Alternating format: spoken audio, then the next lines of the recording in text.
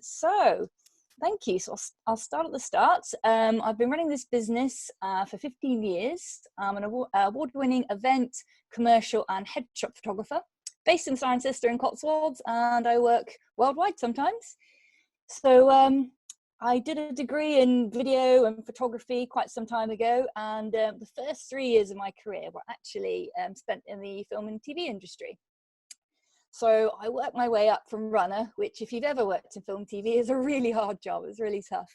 Right the way up to a second assistant director. Got really lucky. I worked with the likes of Lauren Bacall, that's Humphrey Bogart's wife, for people who don't know, Patsy Kensit, Jenny Agutter, Terence Stamp, and lots of big stars. So this was a really good foundation. And it was great for my second career because it was a really tough industry to work in, and there was many parallels. It's technical, it's creative, you've got to be organized. So I'm really glad I had those 3 years in a different industry before I sort of became a sole trader and a photographer.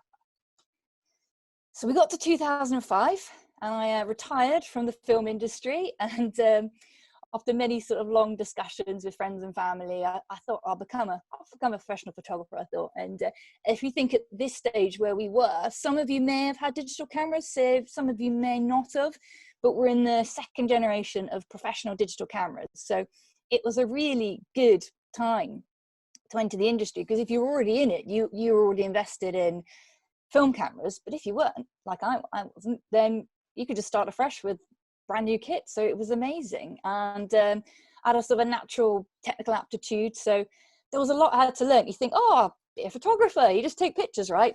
No, you do a lot of other stuff. So I had to learn Photoshop. I learned how to code my own website. Thank you, Ben. I had to learn how to do my own accounting, marketing. My education was in film cameras rather than digital. The terminology is similar, but it is still a new skill once again. So it amazed me from when you're thinking, oh, I'll take a few pictures, to actually the amount of skills I needed. I just didn't really realize until I entered into it. But, you know, you pick things up and you learn and you adapt and you ask for help, and yeah, so it's fine. And it was all fine, apart from the fact that I didn't actually have a camera when I announced I was going to be a photographer. So I was lucky enough to borrow one off a family friend and get going. And then, yeah, I signed up to the Prince's Trust, and that was brilliant. I highly recommend, if anybody knows somebody 18 to 30, go and see the Prince's Trust. It's most likely they can help you. You know, they gave us a 3-day marketing course. I received a small grant, which I paid for half of a big posh zoom lens, so that was really helpful. And it was just it's a really good foundation for starting a business and having a bit of support as well. So yeah.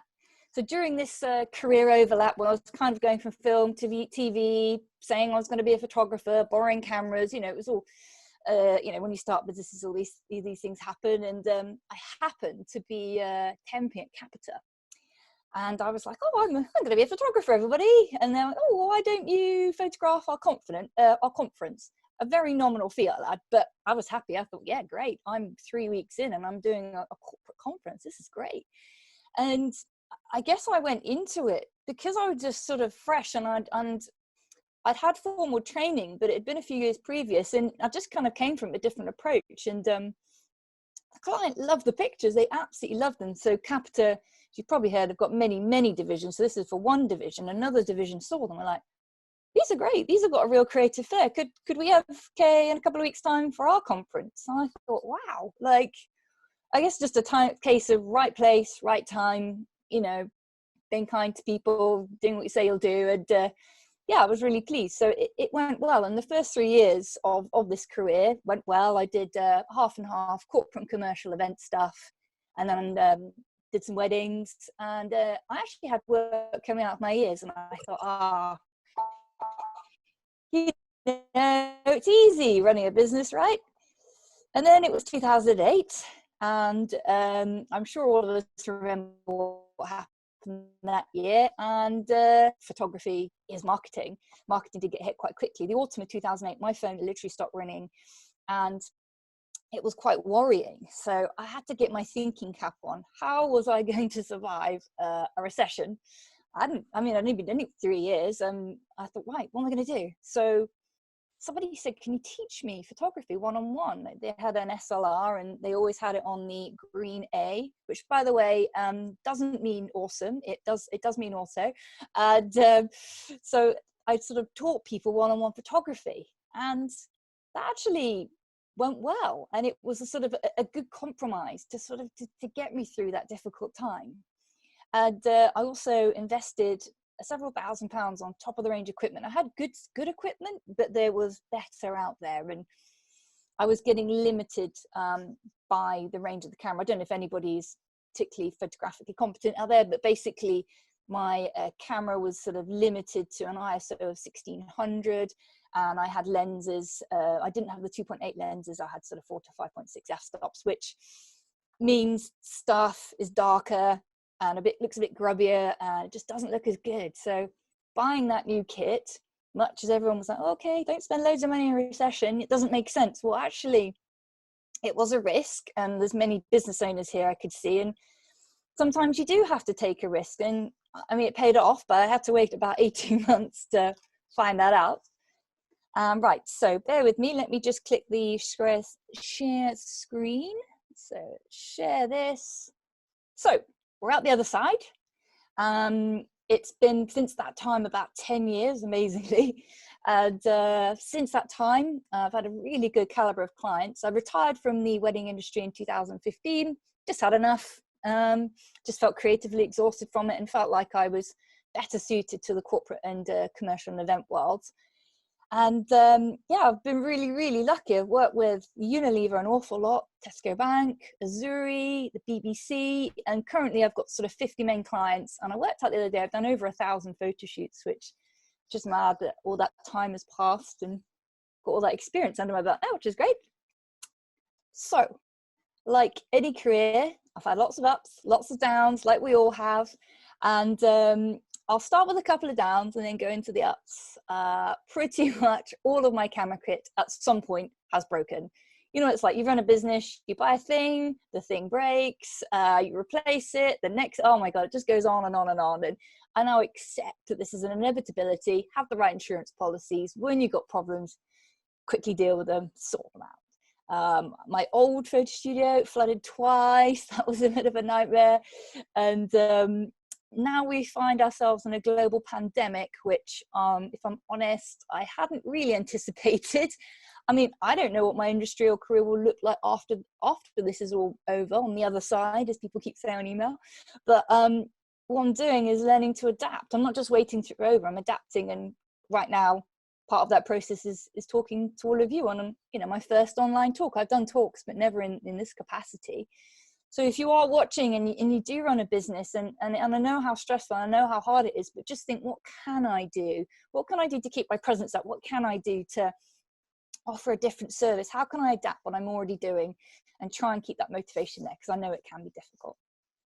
Yeah, so there's been lots of ups, thankfully. Otherwise, I probably wouldn't have been doing it 15 years. I will go into a little bit of detail about one of those ups.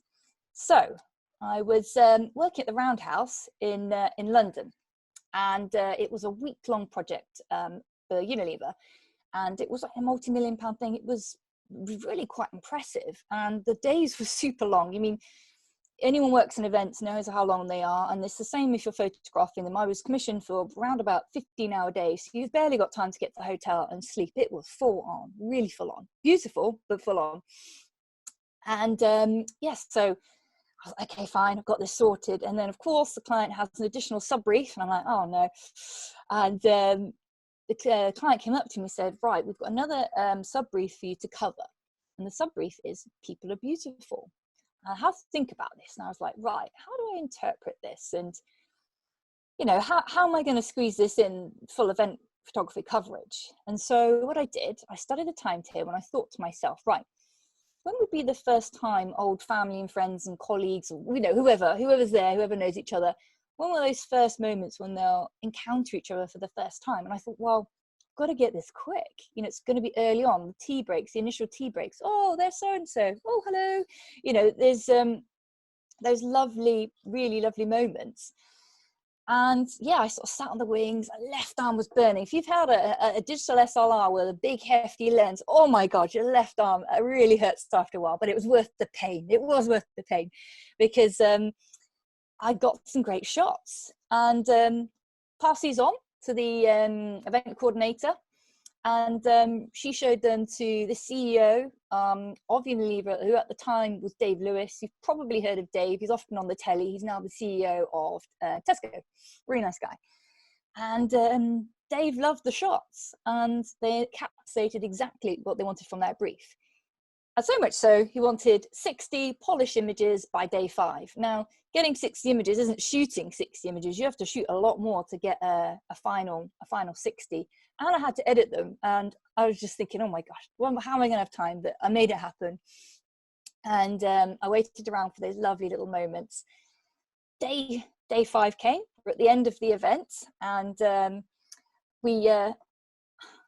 I sort of witnessed something that I'd never seen before, and it was the power of photography. And it amazed me how long it took me to sort of see this for myself. But it was at the end of the event, and all the colleagues, there's a few hundred people, we're all sat around in a circle. I'll show you.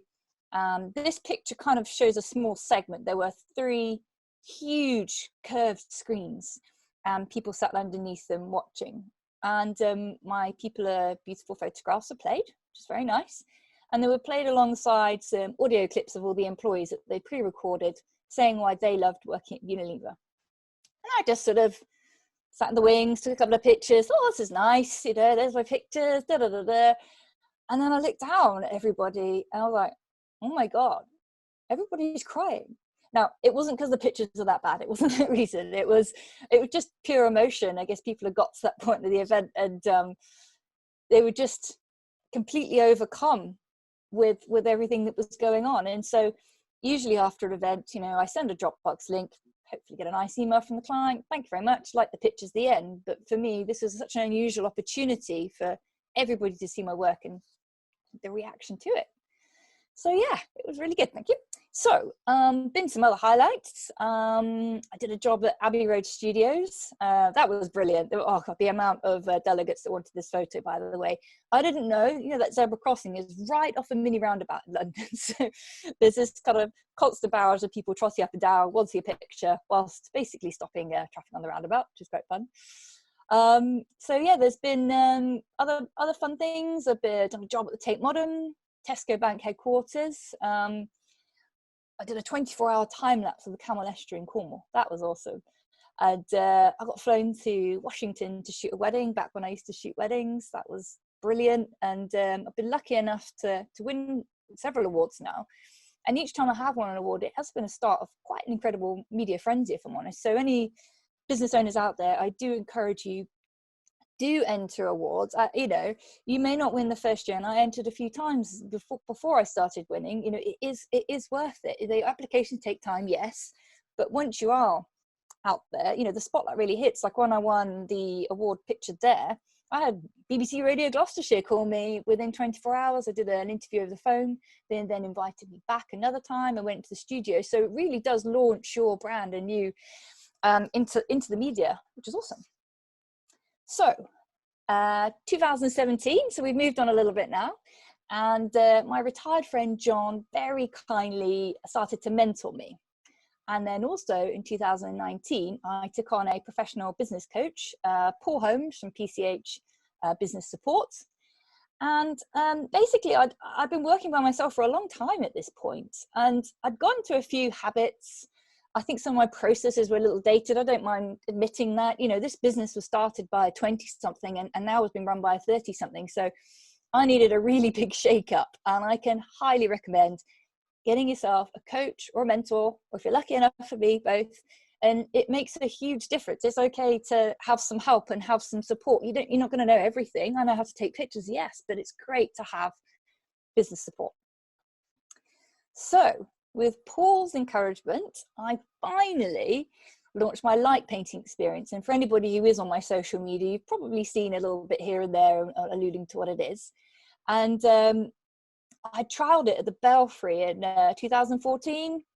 The feedback was incredible. I was really pleased. It lost a bit of momentum because it is a kind of a separate business project really outside of the photography. And yeah, you know, it just lost momentum and time passed. So Paul basically really pushed me to go, okay, this is brilliant. No one else is doing this. You've got to make this happen. So what is it? What is it, everybody? Look at this one. This is good, isn't it? So basically, you need a darkened space. It doesn't need to be pitch black. It could be the evening or reasonably dark room. Get a professional camera, you put it on a tripod, and you run the exposure for 30 seconds, and you get light sources. And this can be, in this particular picture you're looking at, that's just some sparklers and a torch. And I do now have a lightsaber and a Harry Potter one, just to let people know. And so we were just mucking around. I think that's just one for fun, to be honest.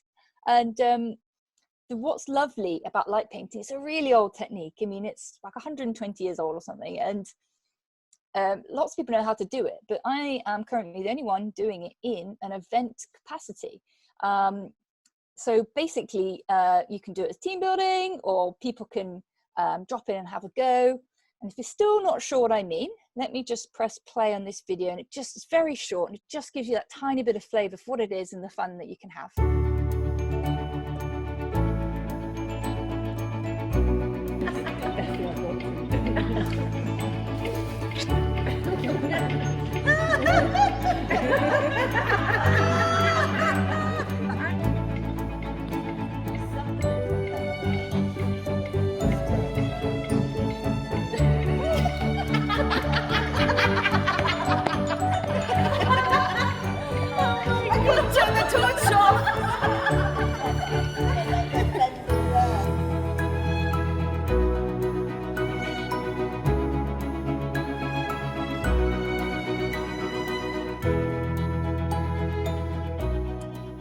Okay, so there we are. It's good fun. You certainly need to give it a go if you've not tried it before. So in conclusion of the first half of the talk, people often ask me over the years, aren't you worried about, you know, not having a regular income that an employed job would bring and the security that would give you? And my answer is always no.